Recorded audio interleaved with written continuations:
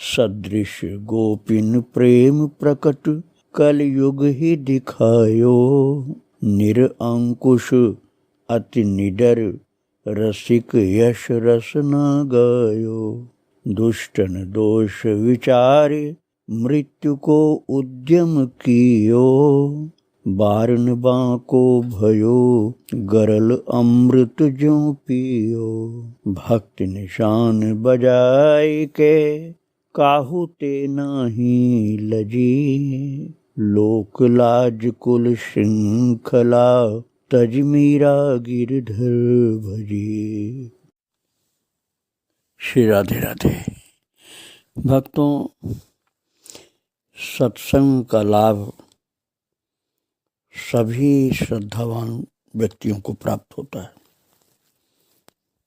बस उसमें ये ध्यान देना पड़ता है कि उनकी वाणी को हम स्नेह से, श्रद्धा से श्रवण करें, जिन संत के चरणों में गए हैं, और उनकी वाणी को श्रवण करके, आदर करके, उसका मनन करके उसका लाभ प्राप्त करें।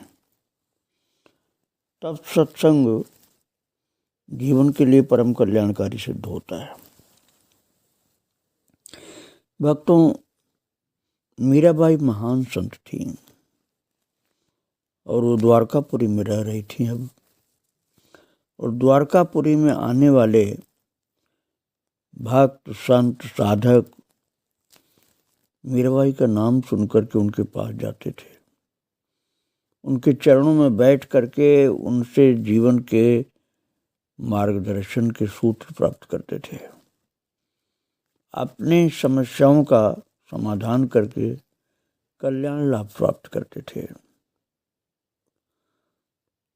किसी व्यक्ति ने घर की विषम परिस्थितियों को देख करके घर छोड़ना चाहा। मीरा जी ने कहा कि नहीं, घर नहीं छोड़ो। घर में अशांति को समाप्त करके भजन में शांति प्राप्त करो। भक्ति सार है। मोह से मुक्त हो, घर में भजन करो, घर का त्याग मत करो। क्योंकि घर का तुम त्याग कर दोगे और मन में वैराग्य होगा नहीं तो कठिनाइयाँ बहुत आएंगी। इससे अच्छा कि तुम घर में रह करके भजन का नियम बनाओ और उस नियम को किसी प्रकार टूटने मत दो। घर का मालिक भगवान को बनाकर तुम मजदूर अथवा नौकर बन जाओ। कुछ भी करने से पूर्व भीतर बैठे स्वामी से पूछो कि कार्य ठीक है या नहीं। जिसका अनुमोदन हो वही करो। इस प्रकार तुम्हारे सारे कार्य, सारा जीवन पूजा हो जाएगा। और इतने पर भी जीव को विश्राम मत दो। खाने, सोने और आवश्यक बातचीत को छोड़कर इसे बराबर प्रभु के नाम में व्यस्त रखो। मीरा जी स्वयं अपने जीवन का उदाहरण देकर बड़े प्रेम से प्रभु को याद करके गा कर बताती थी। मारो तो मन राम ही राम रटे रे। मारो तो मन राम ही राम रटे रे।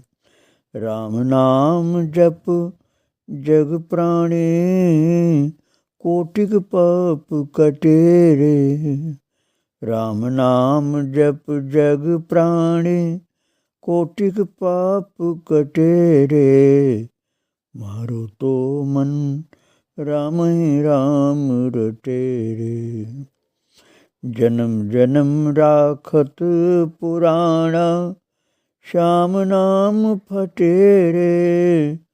मारो तो मन राम ही राम रटे रे। कनक कटोरे इमरत भरियो पीवत कूण नटे रे। मीरा रे प्रभु हरि अविनाशी तन मन श्याम पटे रे। मारो तो मन राम ही राम रटे रे। इस प्रकार से मीरा जी ऐसे भक्तों को जिनके मन में कोई अशांति, कोई संसार के लेकर चिंता, कोई किसी प्रकार की विपत्ति आ गई है, तो उसको कहती थी बस तुम राम राम रटना शुरू करो।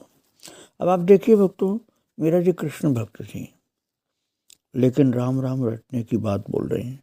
तात्पर्य यह है कि भगवान का सभी नाम परम कल्याणकारी है।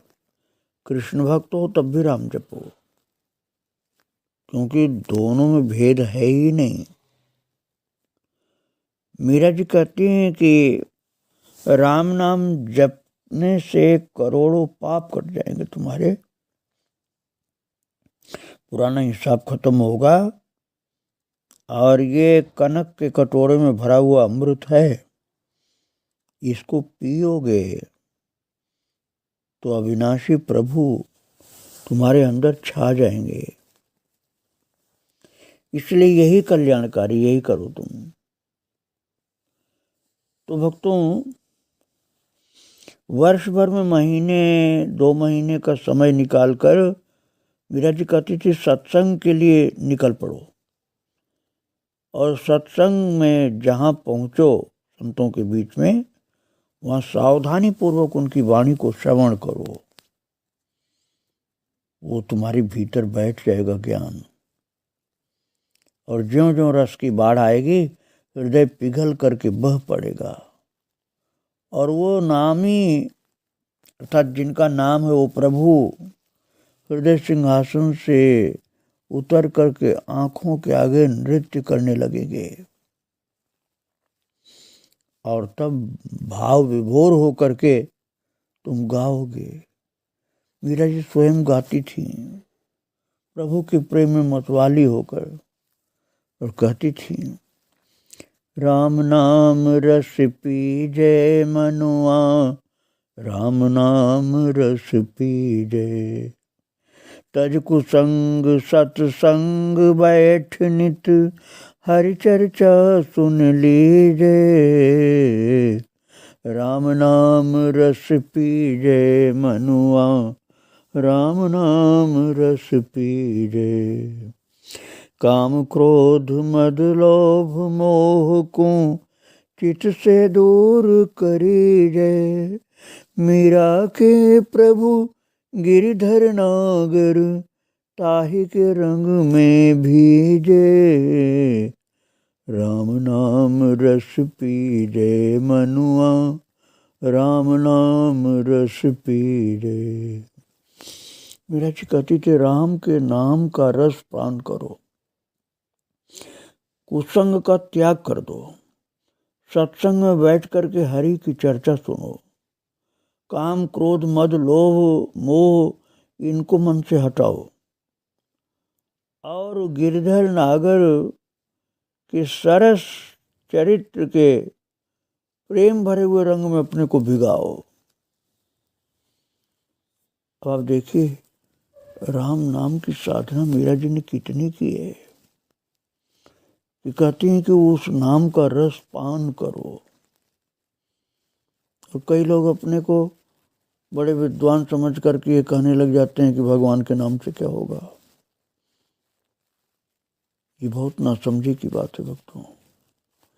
मीरा जी जैसी परम सिद्धा गोपी भगवान के नाम की महिमा गाती हैं। इसलिए अहंकार के कारण कोई कहता है कि भगवान के नाम से क्या होता है, तो उसकी बात को मत मानो आप।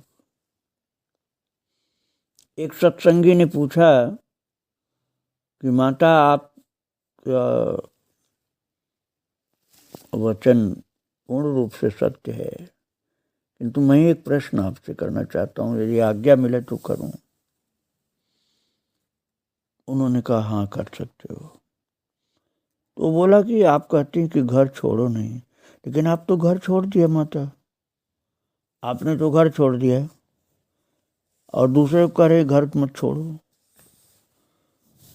तो गिरधर गोपाल के रंग में रंगी हुई मीरा जी कहती हैं कि पहले अपनी आंतरिक स्थिति को देखो,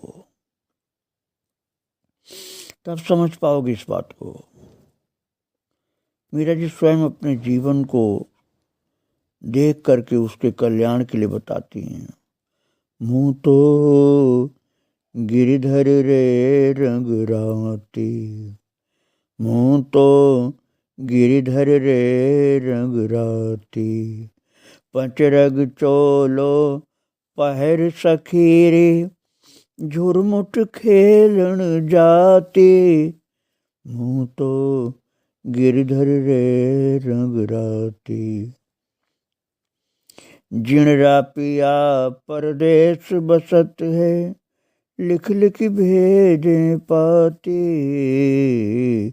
मुँह तो गिरधर रे रंग राती। महारा पिया महारे हिवड़े रहत है, कठिन आती जाती, मीरा रे प्रभु गिरिधर नागर, मग जो दिन राती, मुँह तो गिरधर रे रंग राती। सार की बात यही है कि बिना सच्चे वैराग्य के घर का त्याग न करे।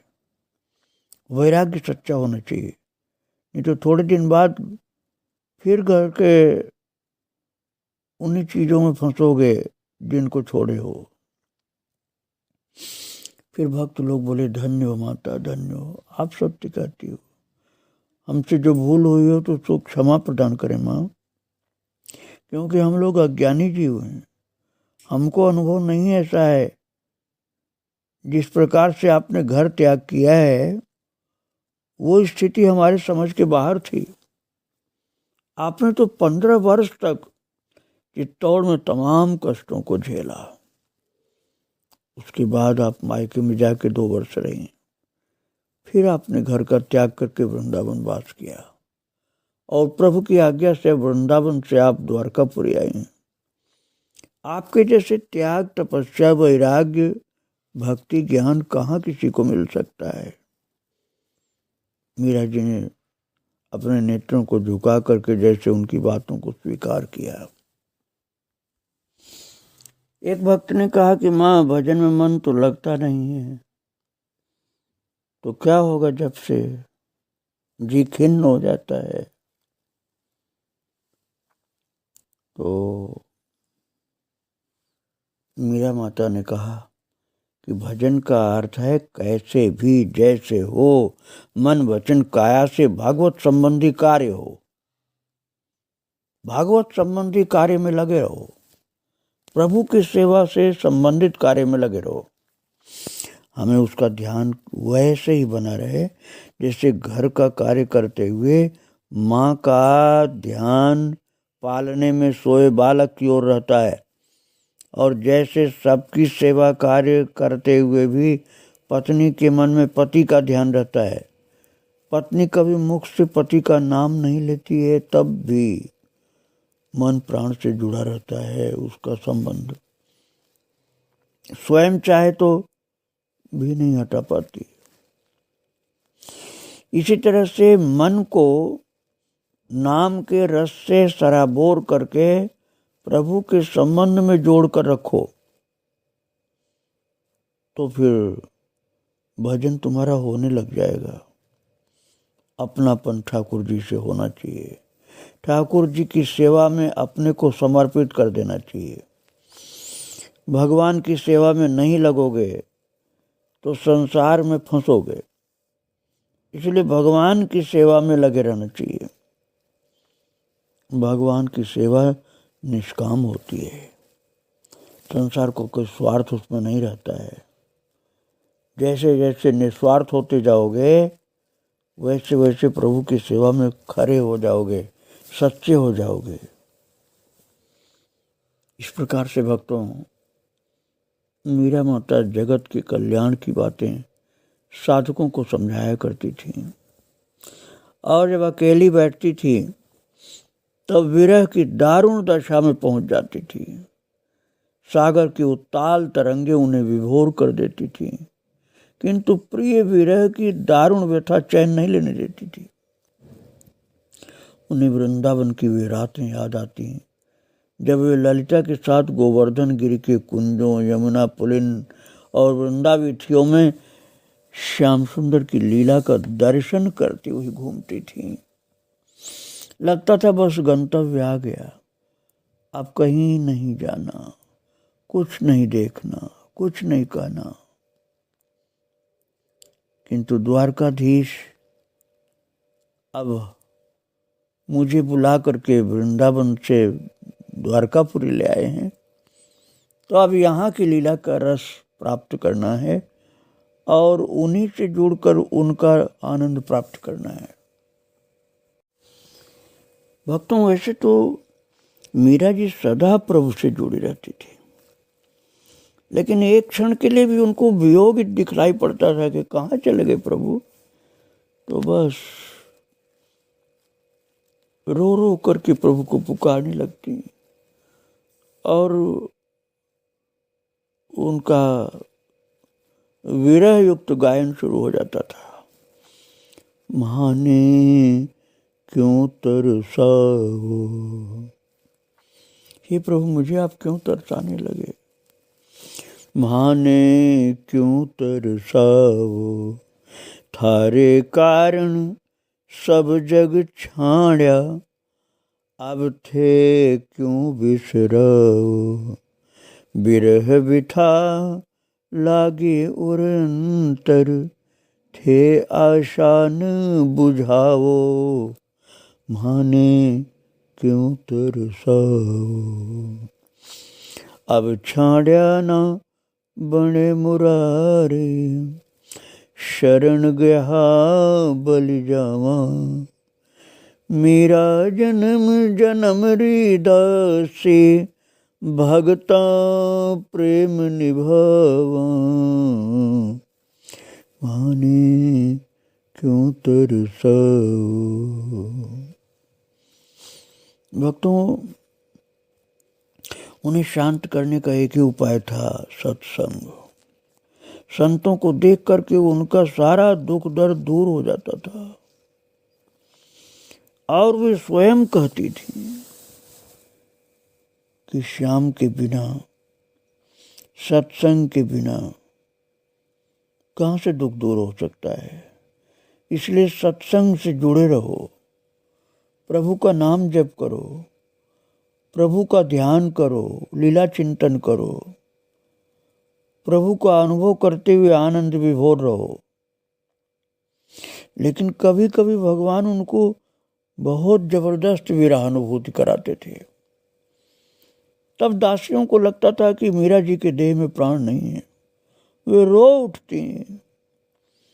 किंतु मंगला धीर धर करके कीर्तन करने को बोलती, कहती नहीं, प्राण है इनके शरीर में, आप कीर्तन करो।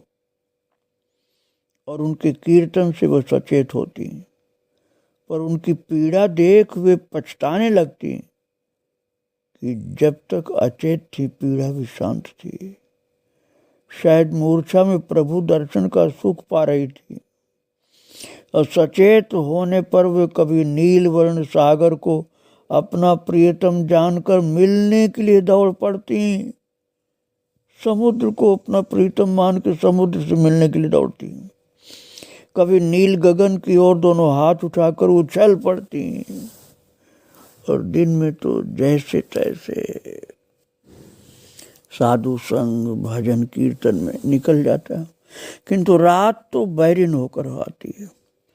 मंगला बारंबार समझाती, बाईसा हुकुम, द्वारकाधीश पधारते होंगे, वे आपसे कैसे दूर रह सकते हैं, आप धीरज धारण करें। फिर मीरा जी बहुत ज़्यादा वेदना से बोलती हैं, मेरी ये देह उनकी स्पर्श के बिना जलती है मंगला, मिलकर भी छोड़ना उनका खेल है, पर मैं क्या करूं। चाहती हूं कि वे जैसे जिस हाल में रहें उनकी प्रसन्नता में प्रसन्न रहूं, किंतु देह तो ही बाधा है। पापी प्राण इतना कष्ट पाते हैं पर देह का मोह छोड़कर निकलते नहीं, इसी में रहना चाहते हैं शरीर में। सारी रात छटपटाती थी कभी कभी भक्तों, और फिर कहती थी मेरी नींद का नाश हो गया। सखी म्हारी नींद नसानी रहो, सखी म्हारी नींद नसानी हो, पियरो पंथ निहारता सब रैन बिहानी हो, सखी म्हारी नींद नसानी हो। सखियां सब मिल सीख दई मन एक न मानी हो, बिन देखा कल ना पड़े मन धीरज न आनी हो, सखी मारी नींद न सानी हो। अंग खींड व्याकुल हुआ मुख प्यू प्यू बाणी हो, अंतर वेदन विरह की मारी पीड़ न जानी हो, सखी मारी नींद न सानी हो। ज्यों चातक मन सुमरे मछली ज्यों पानी हो, मेरा व्याकुल विरहिणी सुध बुध विसराणी हो, सखी मारी नींद न सानी हो। विरह की ऐसी दशा थी भक्तों उनकी जैसे चैतन्य महाप्रभु की। एक दिन तो वह अचेत पड़ी थी, मुखाकृति ऐसी डरावनी हो गई थी कि किसी प्रकार पहचान में नहीं आती थी। मुख से झाग, आंखों से पानी निकल रहा था। उनका तप्त कांचन वर्ण झुलसी कुमुदनी सा और देह फूल करके पानी भरी मशक से दिखाई देती थी। मुख से साफ स्वर नहीं निकलता था। उस दशा को किसी भी प्रकार प्रयत्न करके भी समझ नहीं पा रही थी सखियां। सब मिलकर के रोते हुए प्रार्थना कर रही थी, हे द्वारकानाथ, हे द्वारकानाथ, हमारी स्वामिनी को संभालिए, हमारी स्वामिनी को संभालिए। हम लोग सब घबरा गए, इनको क्या हो गया है। हमारी स्वामिनी को दर्शन दे दो प्रभु। हमें भले जब तक हम धरती पर रहें नरक में डाल देना, पर हमारी स्वामिनी को दर्शन दे दो। इनकी असहाय अवस्था हो रही है। फूट फूट करके रोने लगती सखियां। और भक्तों उसी समय द्वार पर सुनाई दिया एक स्वर, अलख अलख। एक सखी ने कहा, हे भगवान, इस राजनगरी में निर्गुणिया साधु कौन आ गया जो भगवान का नाम कृष्ण राम कुछ नहीं ले रहा, अलग अलग कर रहा। फिर सुनाई पड़ा, अलख। और महाराज जो दो सेवक थे ना, किशन और शंकर, तो उसमें सेवक लोग उठे बारी बारी से स्वागत करने के लिए कि अलग अलग बोलने वाला साधु कौन है। तो चमेली बोली, नहीं रुको, तुम लोग मत जाओ, मैं जाती हूँ देखने कौन आया। कोई संत की आवाज लग रही, निर्गुणिया कोई साधु है अलग अलग कर रहा। तो चमेली ने देखा कि तो अलौकिक साधु है।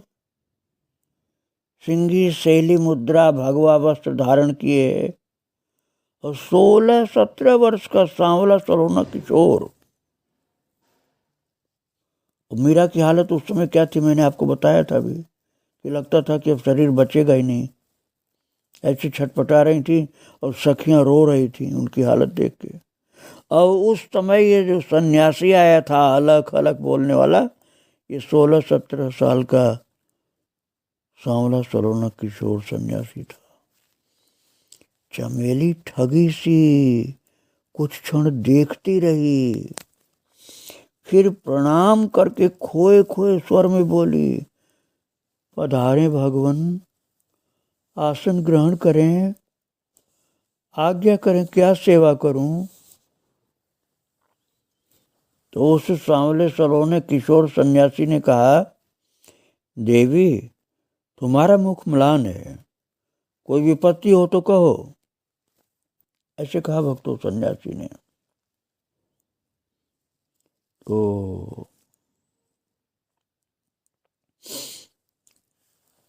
उस समय चमेली जो स्वागत के लिए खड़ी हुई थी, उसने कहा बाबा आप प्रसाद ग्रहण करेंगे कि अपने हाथ से बना कर पाएंगे? हम लोग बनाए हैं वो पाएंगे कि आप अपने हाथ से बनाएंगे? बोलिए। हमारी विपत्ति असीम है महाराज, हमारी विपत्ति की कोई सीमा नहीं, हम क्या बताएं आपको। और हमारी विपत्ति को जगदीश के अतिरिक्त कोई मिटा नहीं सकता है। चमेली बड़ी उदास होकर बोली, हमारी स्वामिनी बहुत ज्यादा विरह दुख में है, यही विपत्ति महाराज हमारी। तो वो सन्यासी उठकर खड़े हुए। सन्यासी क्या कहूँ, बाल सन्यासी कहूँगा मैं तो। और बोले कि कहाँ है, कैसी है विपत्ति, तनिक मैं भी देखूं। तो चमेली बोली कि आप बालक हैं महाराज, आपके बस का रोग नहीं है वो। चमेली के स्वर में थोड़ी झुंझलाहट भी हो रही थी कि ये तो बालक है, इनको क्या बताऊं। तभी मंगला बाहरी कक्ष में आई और एकाएक सन्यासी को देखने लगी। सन्यासी जी बोले, क्या ऐसा कोई नियम है कि सन्यासी को वृद्ध ही होना चाहिए, या कोई ये नियम है कि ज्ञान जो होता है बड़े बूढ़ों की बपौती है? क्या नए युवक सन्यासी को ज्ञान नहीं हो सकता है और यह सन्यासी नहीं हो सकता है? ऐसी बात बोले थे महाराज कि ये सब चुप हो गए बिल्कुल। सन्यासी का रहस्योद्घाटन तो मैं कल करूँगा। आज मैं उनके चरणों में प्रणाम करके, मीरा माता के चरणों में प्रणाम करके यहीं विराम दे रहा हूँ भक्तों। श्री राधे राधे, जय श्री राधे राधे।